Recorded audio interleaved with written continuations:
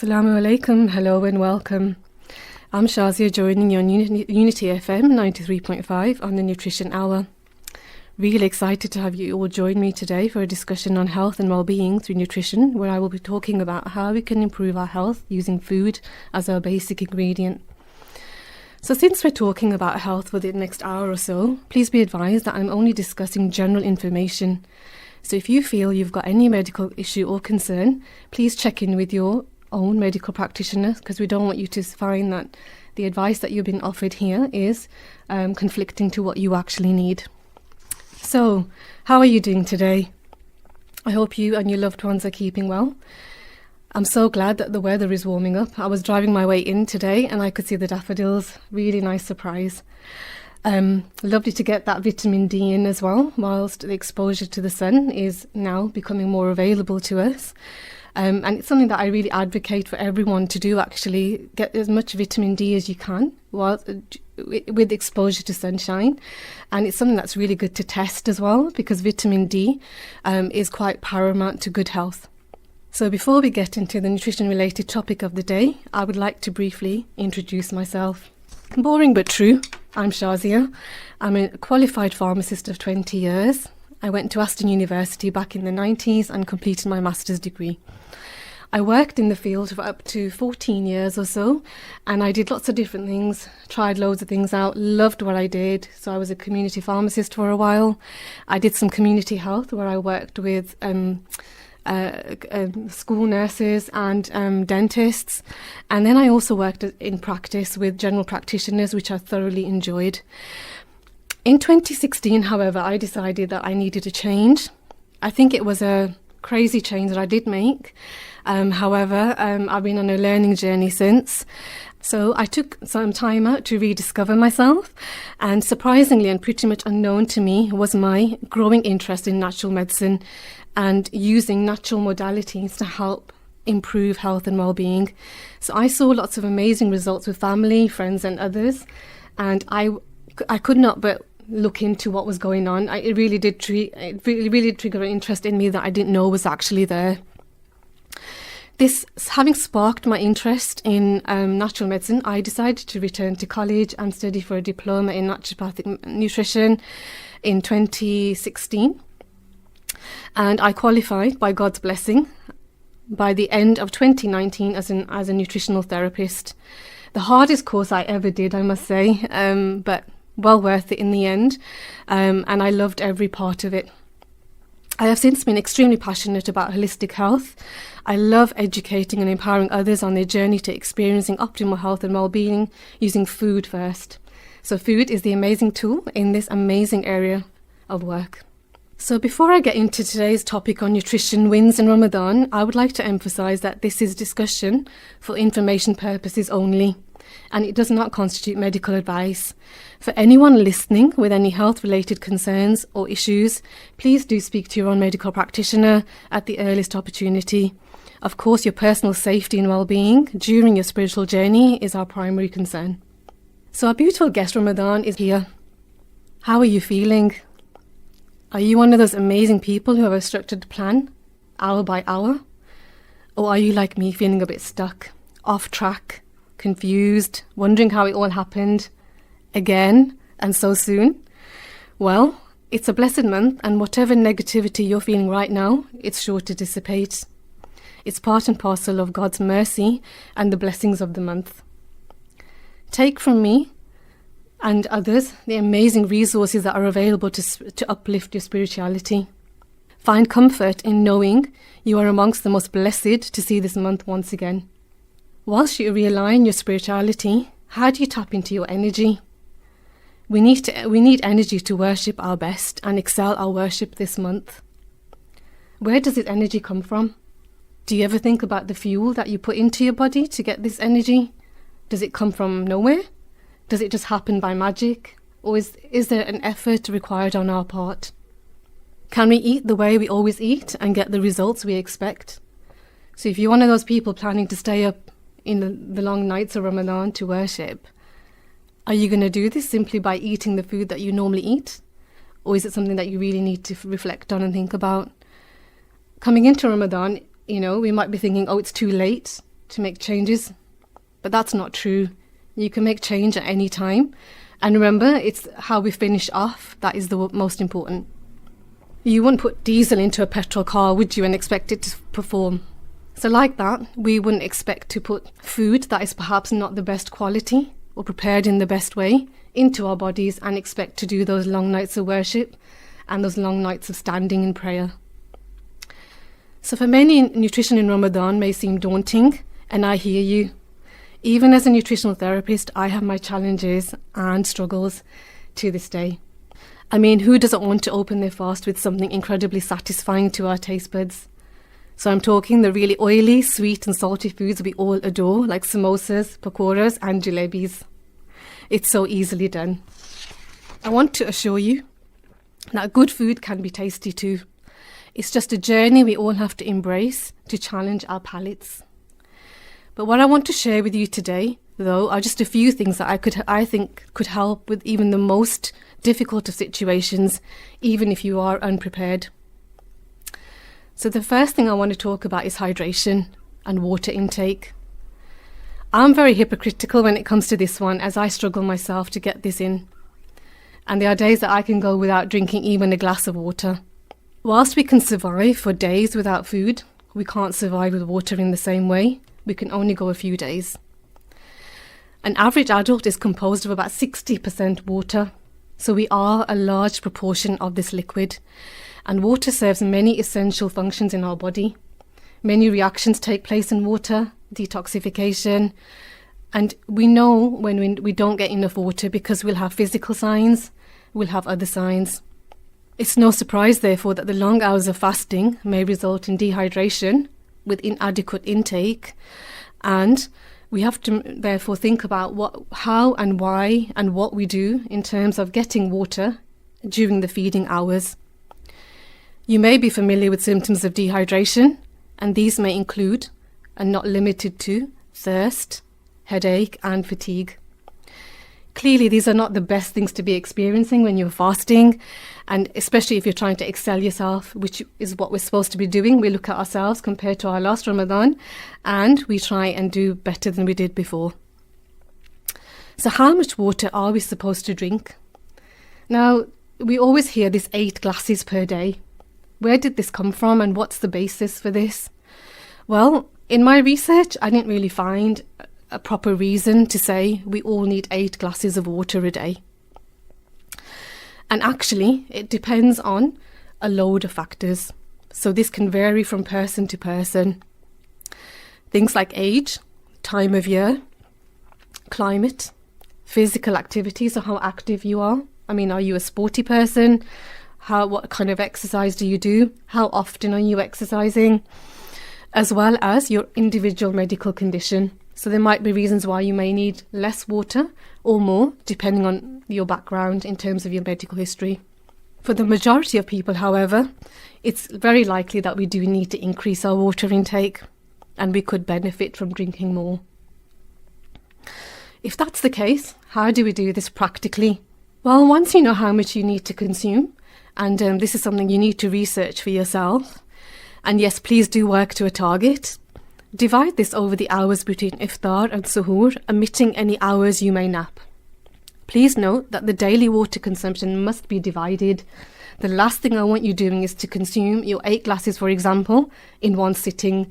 This is incredibly dangerous, not to mention probably impossible, but there is harm in consuming water in one sitting. Well, we've known clients to do it before in practice, and it's something that we really do highlight. So it's about dividing and consuming water in portions over the hours that you're awake, taking into account any short naps that you may take between the time of iftar and suhoor. It's a good idea to remind yourself to drink. I think that's one of my biggest bugbears. You can do this in several ways. One way is to use a large marked bottle with the quantity that you want to consume, and take portions every so often as marked, depending on the hours that you want to try and drink over. You can also use a water reminder app, so this will beep at you every so often for the time intervals that you've set, and will remind you to drink and get you going on your water target.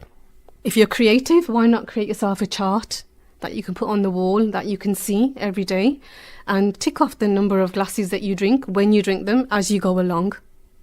The best thing I found in my home is to have a jug of water where I can see every time. So it's on the living room table where I spend most of my time. And that reminds me that I need to drink. If you're living in a family situation, help each other. Try and be accountable for one another's targets and help each other achieve your target. So if someone's falling behind, give them a bit of a nudge and ask them if they've had their water whilst you continue your worship throughout the hours that you're awake. What's amazing is that water intake can also be achieved using other means other than just drinking water. What do I mean by this? Think about caffeine-free teas. So peppermint's great, chamomile, fennel. There are so many out there, mixtures of all sorts, which are just so fulfilling after you've opened a fast or before suhoor. Try and fit in different flavours, change things around, make it exciting. That's the main thing. And you could even do your own. A very plain tea bag, put in some spices of your own liking, maybe cloves, think about fennel, think about cinnamon. The world is your oyster. You can really go to town with making the combinations and seeing what works well for you. You may also like to add water into your diet through your foods. What do I mean by this? So think about things like cucumbers, melons, strawberries, oranges, lettuce. And watermelon has always been a key one on our table every Ramadan. And I guess this varies from year to year as Ramadan changes, but watermelons are a classic one, and I think it's the best way that we've actually, as a family, tried to top up our water quantity. I would definitely advise to avoid caffeinated beverages such as coffee and tea in excess, because they can have a diuretic effect. So you don't want to be losing water and making unnecessary trips to the toilet, especially if you're going to be planning on doing your tarawih at the masjid, or planning on long hours of worship. You don't want to be getting up and having to make wudu again because you're having this diuretic effect. The question that I get as a nutritional therapist when I'm working with my clients is, what kind of water should you be consuming when it does come to water itself? Is it tap water? Is it bottled water? Filtered? What should we be looking at? And without complicating the situation, I just want to kind of bring up 2 points, which I think are really nice and easy for us to kind of take on board, especially if this is new to you. Water should always be filtered. Filtered is the way forward. Now, you're probably thinking, how do I achieve this? And I hear you. I was there too. And there's always an easy way to start, and you can always work your way up to a more optimal way of filtering water and consuming water later on. Don't let these things stop you from making small changes. There's always something that we can all do. So, 2 things I want to suggest to you is that invest in a simple jug filter. So there's a lot on the market now. The jugs themselves are pretty cheap and cheerful. You want to get your jug. You're normally given 1 or 2 cartridges with a purchase to get you started, but just realize that the cost will be incurred when you start to pay for or try to get hold of the replacement cartridges. So that's where the cost is going to be. So if you are on a budget, look at the cartridge cost before you buy the jug. Now, these are generally carbon filters, and they will get rid of a lot of the contaminants in water that we don't need. So they're a great place to start. So think about a water filter in the form of a jug. The other thing I want to say is look to filter your shower water, if nothing else, in your house. So you can get attachments that you can actually link to your shower, which will also work like your carbon filter in your jug and remove impurities before the water is actually hitting your skin. Now, your skin is the largest organ of your body. You do not want to be exposing your skin to unnecessary toxins. So those are the 2 main ways I would definitely recommend in Ramadan or now or whenever you can to put on your to-do list and make work in your home. You'll find that there'll be benefits to your health as this starts to take effect. And if you can't invest in a house filter or a more complex and more effective filter right now, it doesn't matter. What you want to do is make a change. You want to start now. And those are two key ways that you can actually do this. So hopefully that's kind of clarified a little bit about what you can do in terms of improving your water. The other thing I would like to suggest, just as a side note, is think about using glass water bottles when you do take water out with you. Steel is the other option, but I do find that stainless steel changes the taste of water, so I've always found glass to be the best way. Not always the most practical, but it's something that you can actually start to incorporate to reduce the amount of toxins that you're getting through your water through plastic exposure. Maybe a topic for another day. So I'm sure there's a lot to take in there already. I can hear you thinking, oh my goodness, there's so much there. I would say break it all down, make a to-do list, do one thing at a time, even if it's one change per week. Remember, some change is better than no change. Don't worry, it does get easier as you get into routine. I've got more for you, so please stay tuned as we go for a short break. So you're listening to Shazia on the Nutrition Hour. Back in a bit. Assalamu alaikum. Hello and welcome back to the Nutrition Hour. You're joining me, Shazia, on the Nutrition Hour. We'll be diving more into what you can look out for to support your health during Ramadan. Just a reminder though, as we dive back in, that our discussion is for information purposes only, so does not constitute medical advice. For any health issue or concern that you may have, please do consult your own medical practitioner. So my second tip is on fruit and vegetables. Now this is a big one, and as a nutritional therapist, it's one that I keep a really tight tab on when it comes to managing my clients and their ongoing health. In my home, these are ample. We have fruit everywhere. So it's in the living room, it's in the kitchen. It might even be found in sitting rooms and other areas too. But in Ramadan, what I found for us particularly as a family is that salads become a difficulty in terms of a challenge to get them in. Other days of the year, there's no problem at all. The salad bowl is empty by the end of the night. And there is someone always chopping a new salad for the next day. Now, I don't know whether this is due to the distraction by the other amazing foods that we get in Ramadan, that the salads just don't taste so good anymore. And believe me, we don't actually eat the heavier fried and sugary foods. We have such beautiful friends and neighbours who are always generously sharing their mouth-watering treats. So this is where they're coming from. And bless them, and I hope Allah blesses them with much more in return. But it does mean that our salad bowl is inevitably left in a full state. And there's a famous saying in my home, which is the salad bowl remained closed. So my family listening to this are going to be laughing because they know that I say every year. So how can we get these foods into us without having to force ourselves and to fight them? I would always say start where you're at and build, even if it's one positive addition a day, once a week, even once a month. You don't want to start procrastinating once you know that the change could work for you. And to be honest, it works for us all. I'm doing it now, even as a nutritional therapist myself. So we're going to have good and bad days, but we have to reflect on the bigger picture that we're making change in a positive fashion.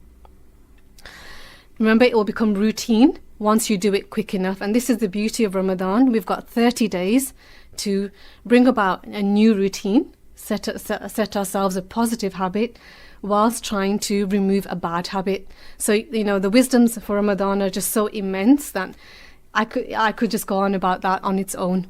So, what can we do in terms of incorporating more fruit and veg?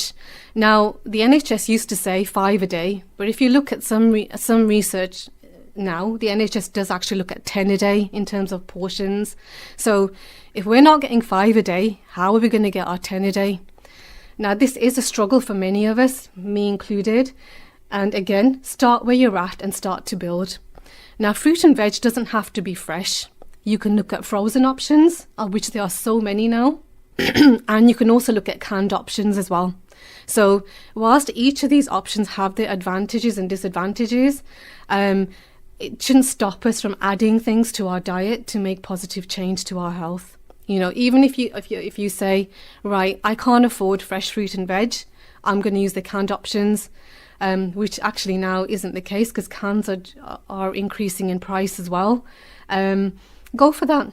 You utilize what you can. Start where you are, and start to make these positive changes. Again, people will be asking, do I need to go organic? No, you don't. Organic is obviously where we should be working towards, but organic is expensive. It's hard to reach that level if you're on a budget, especially if you've got a family to feed. So don't punish yourself because you can't go organic. Go for the conventional produce because some nutrition is better than nothing. When you embark on this journey, you need to start with what you like and you're familiar with, and then expand. So what do I mean? If you've always had a particular vegetable, like say carrots and onions and potatoes, and and potatoes being the most difficult one there, start with those and start to experiment with how you can utilize these on a regular basis. Expand when you're shopping in the supermarket aisles, wherever you go. Look for something new, try something different, look for colours, look for textures, look for variety. We talk about eating the rainbow. Now, if you go online, pop it into your search engine, words along the lines of eat a rainbow fruit and veg, and you should be able to print off charts that show you examples of different colours of the rainbow. So you're looking at reds, oranges, yellows, greens, blues, purples, even your greys and your blacks will come in there. So you've got a whole variety just to get your mind thinking about the kinds of fruit and veg that you can incorporate. You'll be pleasantly surprised actually, because we've got such amazing colour and variety in foods that we don't actually know about. So if you go to ethnic stores, for example, you'll find even more variety. Why is this important? Because we're giving our body the multitude of antioxidants and phytonutrients that we need for us to function well and efficiently. So think about your vitamins and minerals. They're coming from these essential food groups. And who doesn't need them? We need them to allow our bodies to function even better during our heavier periods of worship, like the months of Ramadan. It's also an amazing way to get kids involved. So if you've got young kids, even teenagers, getting them interested in food, this is a brilliant way to do it. And you can actually incentivize these types of activities for kids, get them to choose things and get them to see what target they can meet with their own individual fruit and vegetable intake. Use a star system, use a reward system. These are absolute amazing ways that you can actually start to make nutrition fun, because once nutrition becomes fun, it's no longer a chore. So on a practical level, how can you do this then? So there's two pieces of equipment in the home that I think you absolutely need. You don't need to worry about getting the most top quality or top quality brand when it comes to these pieces of equipment. Start where you're at, look at your budget, and you'll find that even the cheaper ones will do the job as well as the more expensive options. So when I started with my pressure cooker, I got the cheapest one I could find because I'd had for years scare stories about how pressure cookers were dangerous, and my mum told me a story about the pressure cooker lid flying off the pressure cooker and landing in someone else's garden. Now, this wasn't here in England, this was abroad, but it was enough to stop me buying a pressure cooker for a very long time. In my research, though, I found how pressure cookers are amazing because they retain nutrients in the food that you're cooking. They're absolutely amazing when it comes to convenience, and the food actually doesn't taste so bad. It doesn't taste the same as hob-cooked food, especially when it comes to Asian cooking, but for me, that it ticks so many boxes I was going to try. And to be honest, this machine has still been working 2 years down the line, even though it was a cheap machine. That was my experiment at the time. So your pressure cooker is your first essential in the kitchen. Why? Because what I want you to try and do is to start to think about making soups. So with soups, why are they brilliant? You can add in vegetables that you don't want to eat, and you can see but you're literally just getting them into a really digestible state, and you're just drinking them down. Now, think of a variety, as I mentioned before. Think of colour, maybe 4 to 5 different veg. So think about things like mushrooms, kale, carrots, onions. Put them into your pressure cooker, add in your herbs and spices that are going to give you that flavour, and a really nice quality stock cube. A little bit of oil, add some water, some tomato puree just to give it that extra flavour and punch. and cook that soup all the way down. When it's cool, you want to whiz it up in a food processor or a smoothie maker, and then you can refrigerate this, and you can actually have a soup warmed up for suhoor and at iftar. It's an amazing way to get your body ready for receiving food, particularly after a long day of fasting, and you're getting the nutrients in without even having to think about it. It's such less effort, in such an easy process. So I've already mentioned the second one, second appliance in the last few minutes. So this is your smoothie maker. Again, you don't need to go for the top brand. Go for something that's within your budget. Select at least 3 vegetables. Think about carrots, celery, spinach, kale. Make it 4 if you can, and add 1 piece of fruit like an orange. So you want to go heavy on vegetables, lighter on fruit. Whiz it up. Increasing your nutritional content by adding in a scoop of greens powder or some flax seeds. The world is your oyster. There are so many recipes online that you can, look up and experiment with. Find recipes that your family enjoy. Mix things up. Again, have a glass at suhoor and at iftar. If you make a jug, you've got your family sorted for the day at least, and then change things around. Get other people to make the next one. Once you found another recipe, make it a ritual in your home of trial and error to see what works for you. And remember, these are easy wins for us all. What I found is berries work really well. So they have amazing nutritional content. So think about your blackberries, your blueberries, strawberries. You can even go for frozen berries, and then add in your kale and spinach. Great way to eat your greens if you can't eat greens. And pomegranates work really well as well. So, they look great. The colours are amazing. And, once you get the flavours right, the kids will enjoy them as well. Once you've got this going, you'll find that it'll take a little bit of time. Get yourself into a routine. Make it something that you do every day. I wouldn't really advise for more than a day at a time, because you don't want the food going off. And then obviously storage space, it could be a concern. And obviously you don't want to go down the road of boredom. You want to kind of mix things around, get things going, and make it something that you actually enjoy. You don't want to make it a chore. Another great tip is actually to batch cook. So what batch cooking is about is choosing a day in the week when you've got a couple of hours free, and sort of gathering your fruit and veg, whatever you're planning to cook, in large quantities. Perhaps you've had a bargain buy that day, and preparing pockets of say your smoothie mixture or your soup mixture that you can actually just freeze up, ready to use to make your soup when you need it. The other way, if you want to go a step forward, you can actually take those pockets that you've made that you're going to be freezing, and actually make the soup or the smoothie in advance and freeze that. And then what you've got to then remember is just to make sure that you thaw these food types appropriately the day before. So you don't want to be kind of on the day and you haven't got anything to eat. You want to be thinking a day ahead. And that's where planning comes into perspective, because you've got to plan your Ramadan. As you plan your worship, you've got to plan your food. And again, it doesn't have to be anything complicated. A simple chart with your weekly food, with your weekly meals on, is a great way to get started, and then adjust as you go along. Think about low cost buying in bulk. Think about looking for foods that are on offer or reduced. Those are really good wins. And then also think about your freezer space. Not everyone has got a massive fridge or more than one fridge in their home.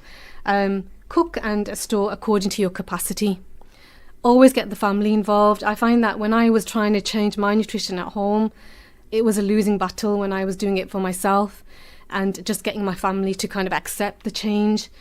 Get them on board, get them to see what you're doing, why you're doing things. When you learn about things and educate others, it's really addictive. You want to do more, you want to learn more. And remember, you want to benefit yourself and others. It's never a journey on your own. You'll go far when you go with people, but when you go on your own, those steps are really hard to take. So I hope that's helped so far. Again, I know there's lots of information there. I hope you are able to take something away from what we've discussed so far. Remember, this is all just general information. It's something that I would share as an educational piece for my clients. However, if you want tailored advice, remember you need to work with a practitioner individually, and none of this constitutes medical advice. For any health concern that you may have, always speak to your general practitioner. They're always there to help you. So then, my last tip, and it's another big one that I see as a nutritional therapist, is blood sugar balancing. Now, this sounds quite complicated, but I want you to picture a common day when you've perhaps not eaten, and you're out for work, you're late, you've probably skipped breakfast. How does it make you feel? You probably end up at work with a headache. You're probably quite grumpy. You don't want to speak to anyone. And then you're probably, reaching out for coffees and teas to get you through the morning. It's a real big issue inside and outside of Ramadan. So many people will consume large proportions of carbohydrates, whether that's from fruit, baked goods, sweets, breads, and soft drinks, whilst having little or almost none of protein and fats in their diet. Now, this is not necessarily a blame thing. Sometimes people don't actually recognise that they're not incorporating other food groups. However, sometimes it's a case of imbalance. Now, these food groups, fats and proteins, are essential because they are actually what slows down the sugar spikes that we actually induce in our body as a result of consuming these carbohydrates, particularly when it comes to refined carbs. So these are the carbohydrates that have been stripped of their nutrients, including fiber. So they have this spiking effect in our body. These are well known in things like white bread, pasta, biscuits, pastries, and sweet desserts. As I mentioned, soft drinks are a big one as well. So what happens is we enter this kind of phase known as the blood sugar roller coaster. So when you're consuming foods rich in carbohydrates, your blood sugar rises. Now your body is going to detect that change and release a hormone called insulin. So insulin has a role of bringing this blood sugar back down to normal levels, because we do not want high levels of blood sugar because of the complications that may result. So as blood sugar rises, insulin levels also rise, and insulin pulls this sugar into our cells so that we're not allowing this blood sugar to float around in blood. And as a consequence, the blood sugar levels then decline, and so do the levels of insulin. So we get this increase and then decrease. So think of a mountain. You're walking up the mountain and then going down the other side. Now, when you then have another meal rich in carbohydrate, this thing happens again. This mountain effect happens again. So you're going to go up as your blood sugars rise, and then again insulin is released to bring this blood sugar down to normal levels. Blood sugar levels drop, as do insulin levels, and you go down the other side of the mountain. So we see this increase and decrease known as the blood sugar roller coaster. Now, this happens day to day if we're not eating the right proportions of foods or the right types of macronutrients. And it's something that we really need to manage on a day-to-day basis, but even more so in Ramadan. The last thing you want to do is to be feeling groggy after you've eaten, whether that's your iftar, because you're going to be heading out to Tarawih prayers, because you don't want to be falling asleep whilst you're praying. And also, once you've had your suhoor as well, so you don't want to be hungry because you're in this blood sugar dip an hour after eating your suhoor when you've got, a 17 or 18 hour to fast. So what can we do to manage these blood sugar spikes and declines? We want to get a stable blood sugar throughout the day, as stable as possible. So this is trial and error. Our bodies are different, but general advice that I can sort of share with you to help you with this is that you need to start to incorporate proteins and fats into your diet. Now, how do we do this? Now, there are lots of foods which are amazing options to actually do this. So, if you're thinking about having an egg, for example, that's a protein source. You can have that with a toast. That's an example of a meal that's got a protein source and carbohydrates. I'm going to come back to the types of carbohydrates you need to include instead of the ones I've mentioned not to include. But I'm going to give you some more examples first before I do that. Think about grilled salmon with your rice. So you've got your protein and your carbohydrates. A chicken salad. An olive and avocado side salad with your main. Nuts and seeds are amazing if you can tolerate them and you're not allergic in any way. And think about adding fats to even things like having a piece of chocolate. You don't want to have your piece of chocolate on its own. Have a small portion of nuts, perhaps, which is really good. Or a nut butter is quite good too. So there are options that you can have to stop yourself spiking your blood sugars. A hummus dip with carrot sticks are amazing if you want a snack between iftar and suhoor.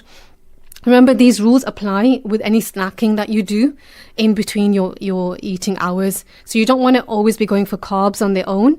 You want to try and balance these out with a protein and a fat source, and make these quality proteins and quality fats. So don't kind of go for cheap cheap and cheerful things. Go for something quality, even if it's in moderation and in small amounts. Coconut's great. Think about avocados. Think about olives. And then your fish is an amazing way to try and top up your fat, your healthy fats. Think of the oily fish. We call them smashed fish. So that's your salmon, your mackerel, your anchovies, your herrings and your sardines. And, you can just put these into a salad. You don't need to even cook them up. Tinned versions are amazing if you can't go down the road of getting something fresh. In terms of your carbohydrates, focus on the complex carbohydrates. Now, these are carbohydrates in their natural form. They have got the nutrients still intact. So they're brilliant. Why? Because they will give you lots of nutrients. So, you've got your examples in peas, beans, lentils, brown rice, oatmeal. They don't spike your blood sugar in the same way, and they can be quite wholesome. You want to sort of think about fiber as well that you get from these sources of foods. Fiber is amazing to ensure you've got a bowel every day. You need to be having at least one bowel motion a day. In nutrition, we talk a lot about what your poo looks like.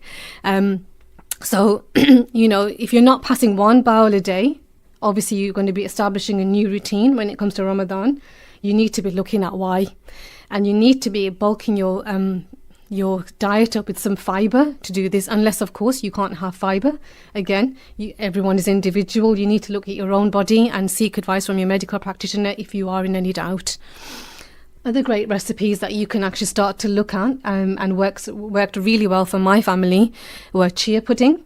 So this is basically, and I'd say go online, get yourself a recipe, perhaps do a quarter of that recipe if you're not sure you're going to like it. But what essentially you're doing is you're soaking chia seeds. Now chia seeds in milk of your choice.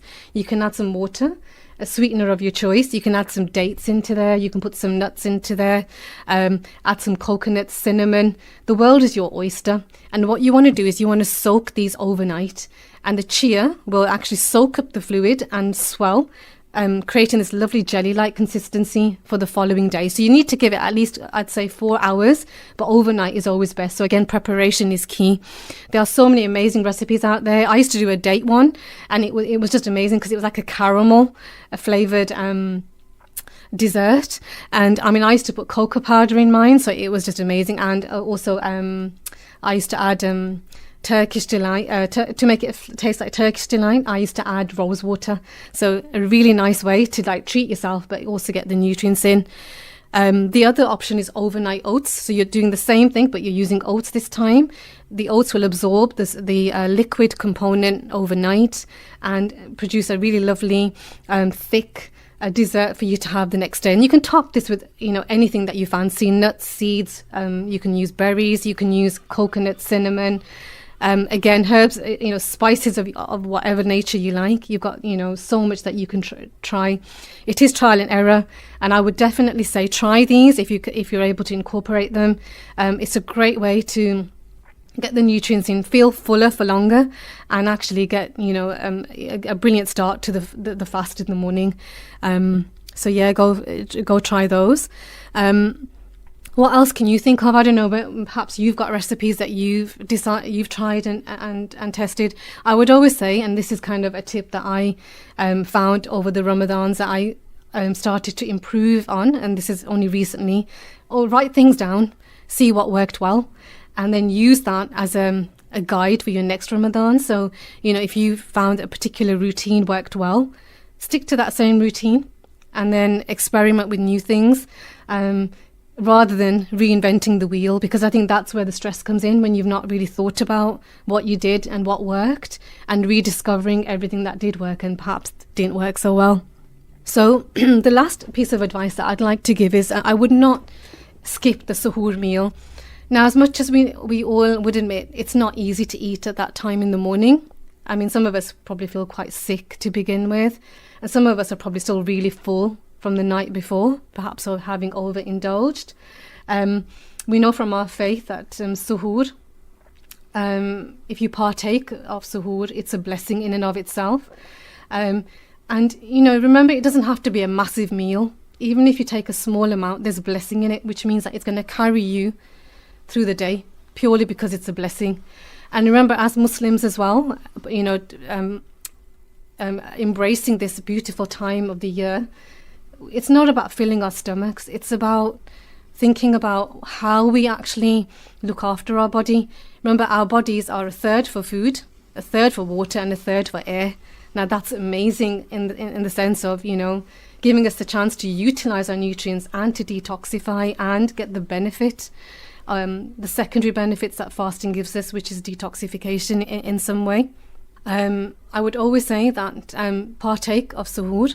And remember, it doesn't have to be an amazing meal that you've created for suhoor, so you don't have to feel like, oh my goodness, I haven't got the energy, I can't do this. Perhaps if you've made extra the night before, utilize that for your suhoor. Chia puddings, overnight oatmeal is a great example that you prepared the day before. And believe me, you'll thank yourself for it. But make sure that you build that into your routine. Get your family involved, make each other accountable, and make the portions small. If you need to eat more as you go along, as your routine changes, then of course fit that in and see how that goes for you. Think meals, not sugary breakfasts. Suhoor is another meal. Now, in the West, we're used to kind of, thinking about reaching for the cereal box. You'll find that you probably won't be fulfilled as much if you are going for cereals. Think about meals. Think about, having a full, balanced meal, even if the proportion size is small. So that's a lot of information I've shared there. I think I could talk day and night about nutrition. I just kind of ooze it. What I want you to take away from this is, nutrition is not quick and fast. It's it's not a bunch of rules that you can have in front of you and make work. It's a lifestyle change that you have to embrace. You have to love what you do. And remember, our bodies are only one. We've got this one home that we live in, and we've got to nurture and look after our body. And if we don't do that at our earliest opportunity, we're going to succumb to disease and ill health and disappointment. Not only in the beautiful month of Ramadan, because we can't excel in the way we wanted to, but also in all the other things that we want to do in life and we want to achieve. I don't believe that we can't make change. I think every one of us can make change, whether it's tiny and gradual, and only our bodies will actually then thank us for it, and we'll thank ourselves for it actually at the end of the day, because healthy eating is part and parcel of a healthy life. So if you can take anything away from this, please do.